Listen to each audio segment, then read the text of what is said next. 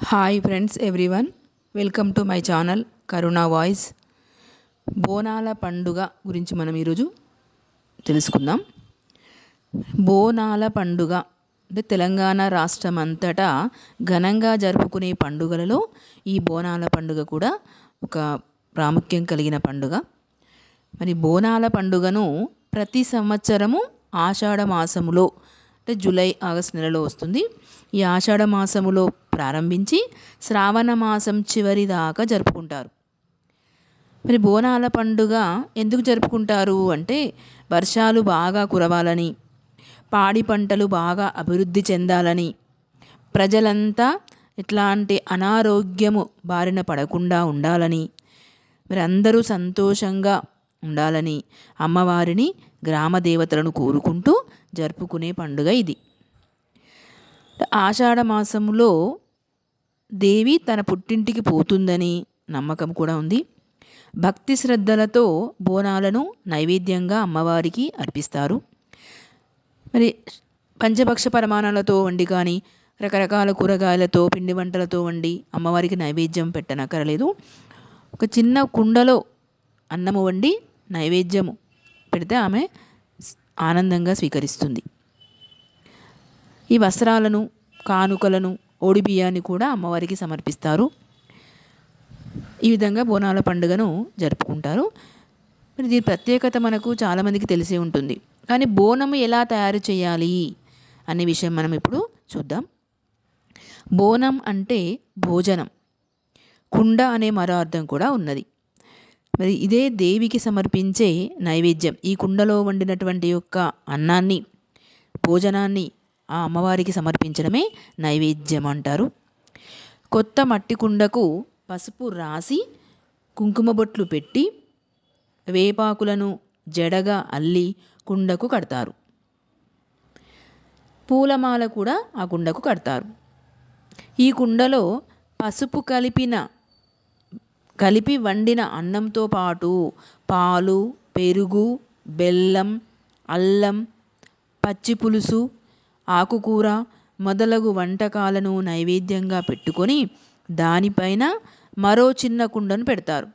పెద్ద కుండలో అన్నం, పసుపు కలిపిన అన్నం పెట్టి అల్లము, బెల్లము, పెరుగు ఇవన్నీ అందులో పెట్టి పైన పచ్చి పులుసు, చింతపండుతో చేసినటువంటి యొక్క పచ్చి పులుసును పైన చిన్న కుండ పెట్టి దాంట్లో పెడతారు. దానిని కూడా అలంకరించి, ఆ చిన్న కుండను కూడా అలంకరించి దానిలో నీళ్లు పోసి అందులో కొంచెం బెల్లం, పెరుగు వేస్తారు.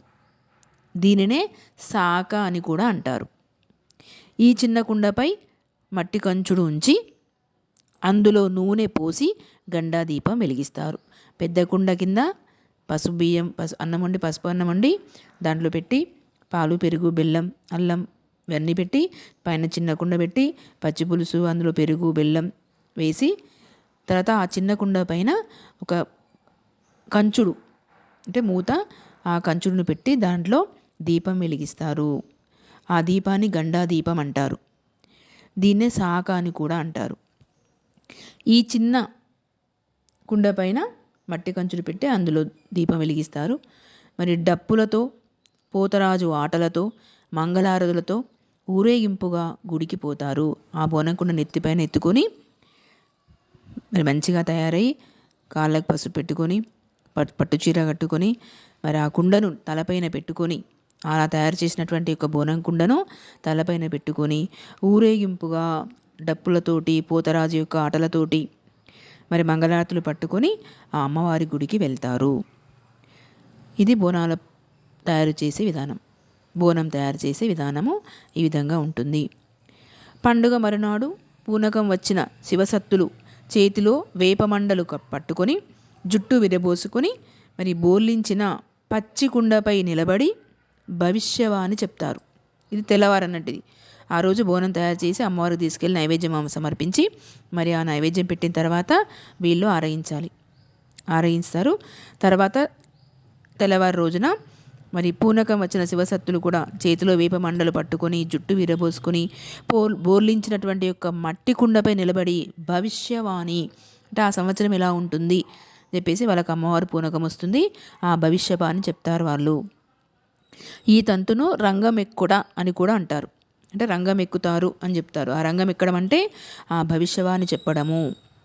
భక్తికి చిహ్నంగా భక్తులు మరి రంగురంగుల కాగితపులతో తొట్టెలను తయారు చేసి ఆ గుడికి, అమ్మవారి గుడికి కట్టి మొక్కులు కూడా తీర్చుకుంటూ ఉంటారు. ఆ తొట్టెల కడితే, అమ్మవారి గుడి కడితే మనం అనుకున్న మొక్కులు నెరవేరుతాయి, అనుకున్న పని జరుగుతుంది అని చెప్పేసి మొక్కుకొని ఆ అమ్మవారికి ఆ గుడిలో ఆ తొట్టెల కడతారు. బోనాల పండుగ జరుపుకున్నప్పుడు ఒక వాడ ప్రాంతంలో వాళ్ళంతా కలిసి అమ్మవారి దగ్గరకు ఊరేగింపుగా వెళ్తారు. మరి కలిసి జరుపుకోవడం పండుగలోని గొప్పతనం.